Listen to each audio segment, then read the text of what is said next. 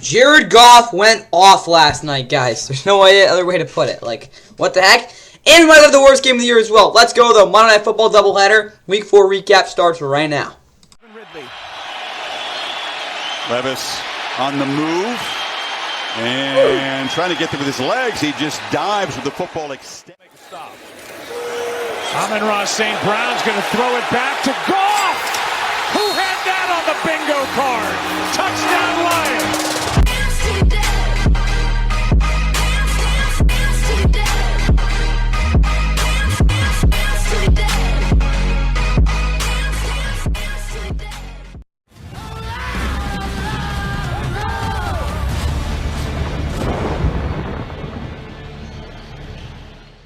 Coordinators coming from that John Harbaugh coaching tree. Oh, nearly intercepted. It was juggled by Emmanuel Agba.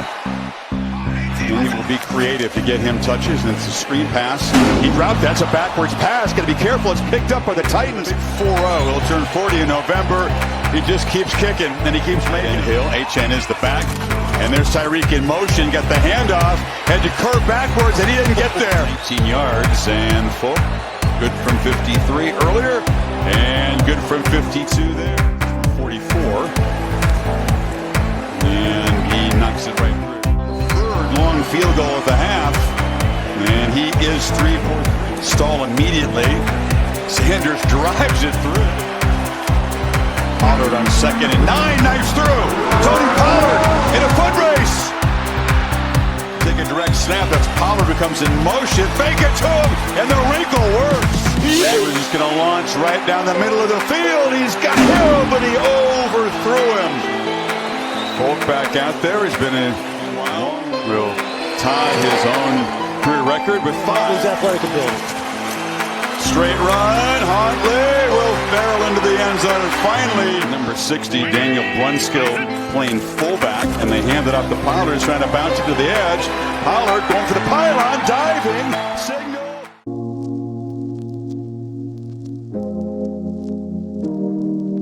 And with that, what is going on, guys? Welcome back to the Fun of Of course. Please like and subscribe if you guys enjoyed the Week 4 Monday Night Football special doubleheader recap. Of course, we had 2 games going on basically at the same time. Not really, but basically. Obviously, just what is called a wow game in the next one. But this one, or obviously being the first game, certified tank bowl, to be honest with you. But of course, the Titans did get their first win of the season. We had a very dominant defensive game and offensively not really sucking. So, I mean, the Dolphins are a complete mess right now. We get that. But Titans, again, good feels good. Feels good to get your first win of the season. Of course, Will Levis wasn't part of it, but hey, they got the first one of the season, and again, they're on their bye. No, yeah, they're on their bye next week, so they got some stuff to figure out before they again Week 6. Dolphins, they fall to 1-3, 3 straight losses, and they're in a really tough spot. Of course, all these losses have been pretty just big blowouts. The defense is just completely falling apart, and obviously without Tua, this offense is just not very good. And the Dolphins are obviously a fragile team coming into the season, so the fact that Tua is out probably for a long time is just not great. They're going to New England next week, so what's called Gillette, so maybe they'll have a good shot at being somewhat competitive, but probably not considering just this team's a mess right now. For the Titans, Mason Rudolph went 9-17 for 85 yards, kind of a non-factor in this one. He made a couple completions. Again, it really wasn't a big part of their game plan really at all, and we'll get to that in a second. But he was somewhat decent and effective when he came into the game. Obviously, Will Levis had an really bad interception in the first drive. Then he blew out his shoulder. So yeah, he's still the QB1 there, but yeah, that's not great there. Running game was very good. Tyler Spears wasn't very efficient, but he did have a touchdown. Of course, Tony Pollard's 43-yard run really helps us out, but he did run the ball pretty well. They ran the ball a lot, and it did pay off pretty well for them. Outside that, though, no one was really that great as a receiver. I mean, Tyler Boyd made a couple plays. DeAndre Hopkins had 2 catches for 31 yards. Outside that, though, Calvin really continues to struggle with this team. Defensively, Kenneth Murray Jr. was actually really good at 9 tackles. Jarvis Brownlee Jr. had 5 tackles. Sebastian Joseph Day, of course, had one of their only 2 sacks. Harold Landry had the other one. Really, the biggest thing I saw from this defense was the fact that, again, they were very, very good with penetration, very aggressive, and the tackling was also very consistent. When you have that type of play from your defense, it's really hard for the other team to, again, be consistent and be able to do what they want to do. So maybe schematically they could have been better, but overall, again, really, really dominant performance by this defense. They held this team without a touchdown for like 3.5 quarters. That's really good. Nick Foles, obviously, though, the MVP at a 53-yard. I think he had like 2 or 3 50-yarders.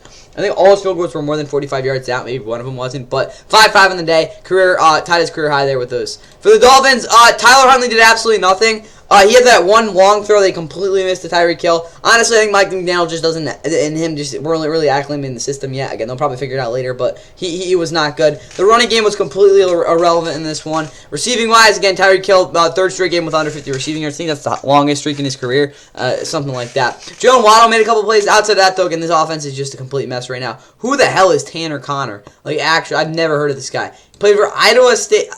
Whoa. Idaho State, I do not know who this dude is. That would be really good to know. Outside of that, though, for the Dolphins, defensively, I mean, the guys were out there. Jordan Brooks had 13 tackles and a sack, but that's really about it. I don't really want to talk about this defense because they just kind of got manhandled in a lot of ways, but Emmanuel Ogbah had a really nice interception. Jalen Ramsey, I guess, was okay. Kader Cole kind of got burned a couple times, but again, it came down to this defense just didn't really seem like they wanted to be out there. There was really no enthusiasm. When that happens, it's kind of hard to support an offense that's just really struggling. So that was the final score there anyway, though. Jason Sanders also had 2 field goals. Either way, though, for the team stats, neither team had both teams combined for just over 400 yards of total offense. Of course, the Titans controlled the ball for a pretty good amount of the game. The fumble by the Dolphins didn't really help, and also the fact that, again, there was a lot of penalties for the Dolphins as well. 10 for 98 yards isn't good either. So outside of that, though, this game was really boring, really bad, as we'd expect it to be. But I guess these are to be 2 of the worst teams at the end of the year. That's all I got for you guys here, though. Let's get to the actual good game on Monday Night Football.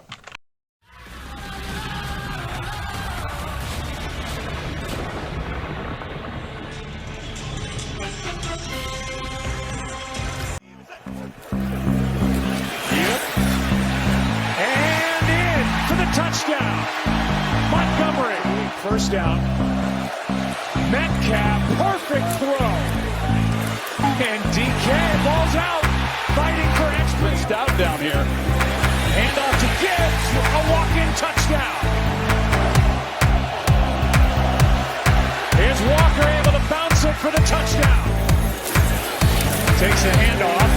And is in for the touchdown. His second underneath. This is caught. Touchdown.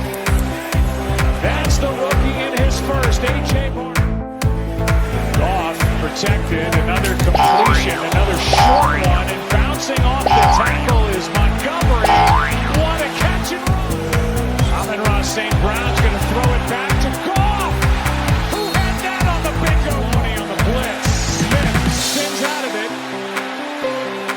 Downfield. What a throw. First down. Smith and James.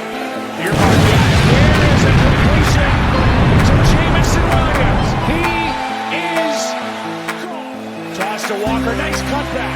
One man to beat. Kenneth Walker to the end zone. Touchdown Seattle. In yardage. Wide open. What a catch. It's a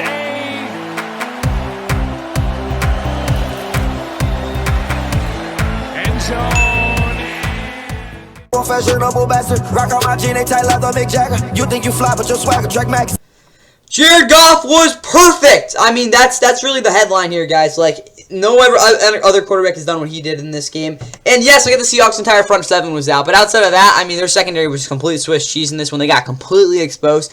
And outside of that, the Lions' offense exploded, obviously. Putting up 42 points for by far the most in the season, which was good. Again, there's an asterisk because the Seahawks defense is completely like a mess. But when it came down to it, again, they had a massive game offensively. And again, if they play anywhere near this for any of the games for the rest of the year, they will win those games. I'll tell you that for sure. Either way, though, again, the Seahawks lose their first game of the season. It's like whatever. I mean, you guys were competitive for most of it, and that's really all I can ask out of you guys there. Again, they lose their first game of the season. We get that. But they will be playing against the Giants next week home, so they'll have a very good shot against 4-1. Lions, obviously, back-to-back pretty big wins, of course. But they're 3-1 now. They are on their bye week. Definitely going to want to score some things away. But overall, really good performance.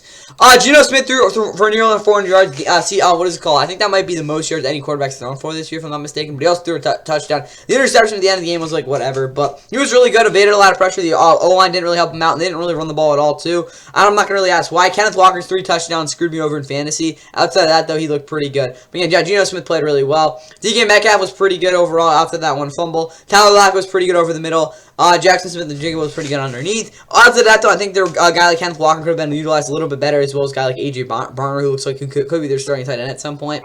But outside of that, I mean, offensively, they had a pretty solid game. You can't really complain too much about what they did. I would say this, though, again, up front, they definitely could have done a little bit of a better job, but again, it's one game. Defensively, I already told you the whole front seven was out. I was shocked that Draymond Jones had a sack. He was playing 3-tech. It really exposed their, what is called back end for sure. Both, I think, Tyrell Dotson played, but he was not 100%. Derek Brown, Derek Hall really struggled in setting the edge, and Jaron Reed was okay, I guess. The whole secondary sucked, though, and that was a big part of this. Again, when you don't force it, think about it. Even, again, taking out the factors, that you guys couldn't even force Jared Goff to throw a pass inaccurately. And even the one you did throw, where you just, like, honestly almost missed Amon-Ra St. Brown, he still somehow found a way to make, catch that.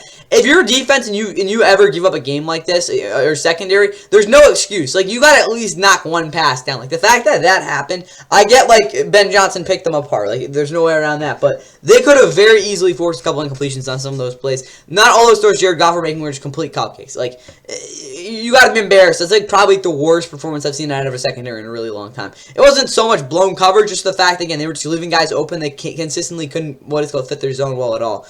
Jason Myers, obviously, shake the 62-yarder. I guess it wasn't a great kick. Amon-Ra, 18 of, he was 1 of 1, too.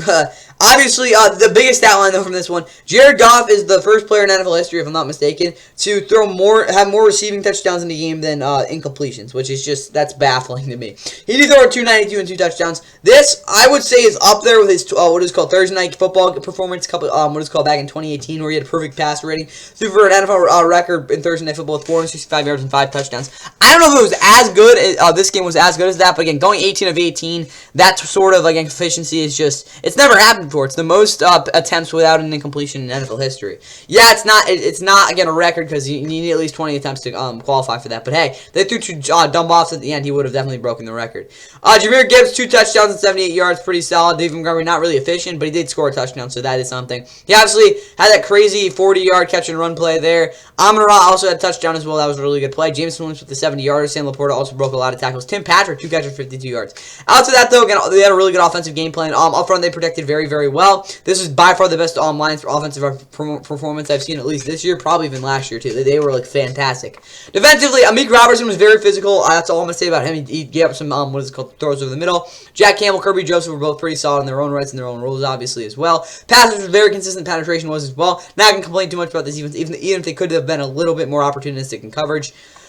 And then for the team stats, the Seahawks were over 500 yards of offense and still lost. It's pretty rare when that happens. Again, both teams were insanely efficient. Again, the Lions didn't really control the clock at all, but again, 2 turnovers by the Seahawks were a big part of this loss for them. But hey, so a pretty solid offensive game overall for them. And again, the Lions, again, just completely efficiency off the charts, 8 yards per play. Jared Goff not missing in pass the entire game. Again, most completions without an attempts without an incompletion in NFL history right there. But that's all I got for you guys here. Hope you guys enjoyed the Week 4 Monday Night Football special doubleheader recap. See you tomorrow for the NFL Week 4 Power Rankings, and of course Thursday for the kicking off Week 5 with Thursday Night Football. That'll be from the NFC South. But that's all I got for you guys in this one. Again, just an insane game for Jared Goff. Hats off to him. That's all I got for you guys here. And yeah, see you for the Power Rankings tomorrow.